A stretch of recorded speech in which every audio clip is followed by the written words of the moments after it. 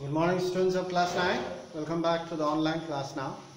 Let's continue our lesson in history, peasants and farmers.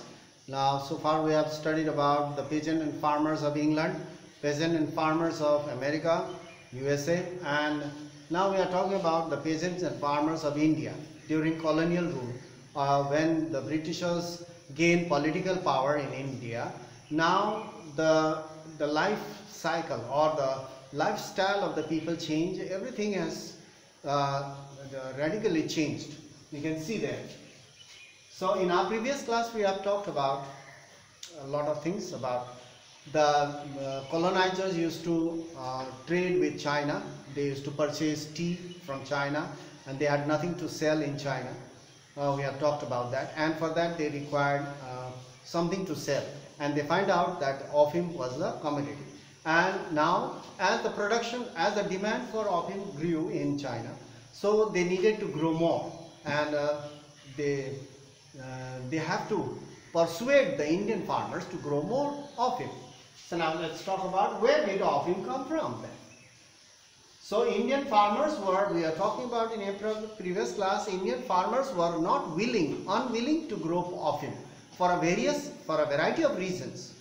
For various reasons. So we have talked about first and second reason. The first reason was it requires a good soil, and the farmers in the villages, they used to grow pulses near the village areas where the soil was fertile.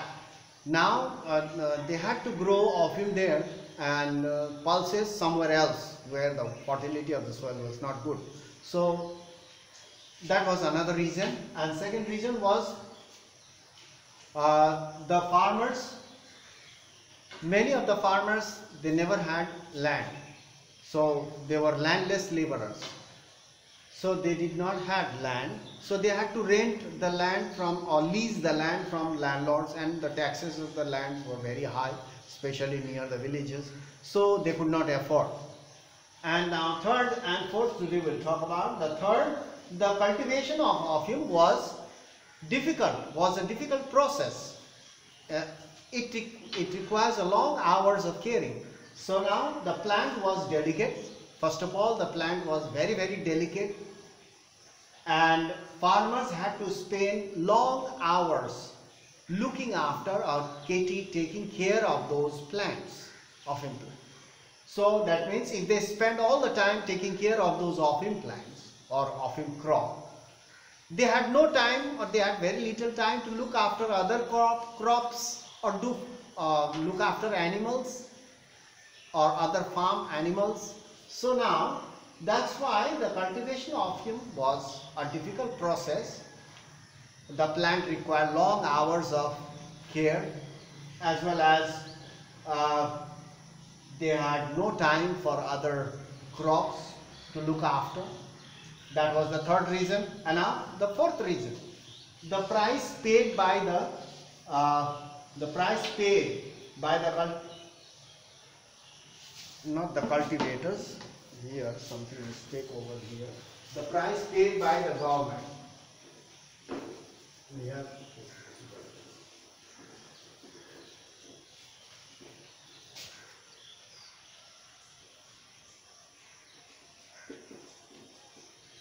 you can say colonizers or the British. The price paid by the colonizers for the opium they produce was very low. The price paid by the British government, the opium was produced by the cultivators and peasants, and the final product or the product was sold to the Britishers, and the British used to pay very little amount. So the price paid by the colonizers for the opium, the farmer produce was very low. It was unprofitable. They were at a loss. It was unprofitable for farmers. So to grow opium at that price, they refused. That's why, no, we are not ready to grow opium. because the price paid by the colonizers or the British government is very, very low. It's unprofitable. So we do not want to grow. It's a loss for us. Not only the loss, all the hard work goes to waste. So that's why there are 4 reasons why the Indian cultivators or peasants or farmers were unwilling to grow coffee. Now you have learned 4 reasons. Now here is 3.3. This was from 3.2. Now we will start with 3.3.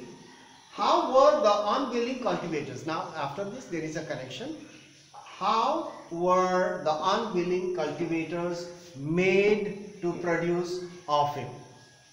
Remember in class 9 we have learnt about Gomatsas.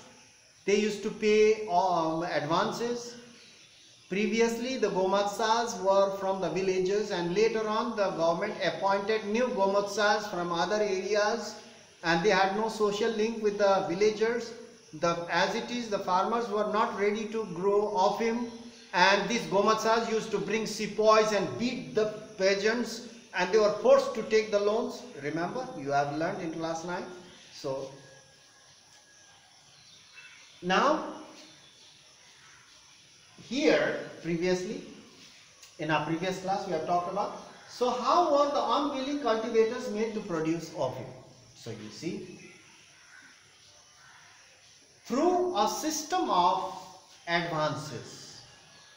The people were given advance money. As it is, the poor people were poor. They never had seen such lot of money at one time. So the people, as it is, they wanted money for survival and to pay the tax. When the village headman or the Gomatsas, they began to provide advance money, they readily accepted. They never gave a second thought. They readily accepted. So you can see that through a system of advances, farmers were made to produce coffee. Initially, the farmers accepted, and when the harvest time or after harvest, when the produce was sold, the money was very, very little they could receive, and in the next season or later on they refused, and at that time the new Gomatsas were appointed and they were beaten. So as there was large number of poor people, especially in Bengal and Bihar, so a large number of population were very poor in Bengal and Bihar at that time. So they needed money for survival. They needed money to pay the tax to the government.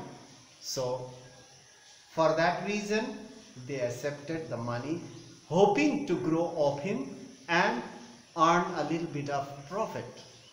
So you can see, these people never had enough money, especially those poor people who lived in Bihar and Bengal. They never had enough money to survive or to pay the tax to the government. So by 1780s, village headman, or we can call them Mahatos, local Gomatsas, they were called Mahatos. Village headman Mahato was providing money. Village headman was in contact with the Britishers. They had a relation with the Britishers. There was a close connection between the British officials and the village headman. So the British officials persuaded the village headman to provide loans to the people so that they can grow opium and they can export to China and earn more profit. The Britishers always wanted this. And the village headman was providing advance money to the villagers as advance to produce opium. Seeing the money, without giving a second thought, they readily accepted. But later on they repented. And in the later years, after many years, after few years back, later on they refused, because it was a loss for them. All their hard work will produce nothing, will just go in vain. So now this much for today. We will continue and receive in our next class. What happens after that? The village man was providing money to produce opium. Now let's see what happened after that. So this much for today. Stay safe and go through online portal every day. Many of the students are not going through the online portal and they will be missing all the classes. It will be difficult for them later on. They must be thinking it quite easy. Class 9 students, I can see them that they are not going through the online portal. They are taking it very easy. So it will be difficult for them. They will realize later on. So how difficult it would be. It's not like class 7, 8 and all, so on. So that's all for today. We'll meet in the next class. Whoever is watching, they will find it easy later on to answer whatever they want to do. But those who are not watching, they will find it very, very tough. This I am warning them.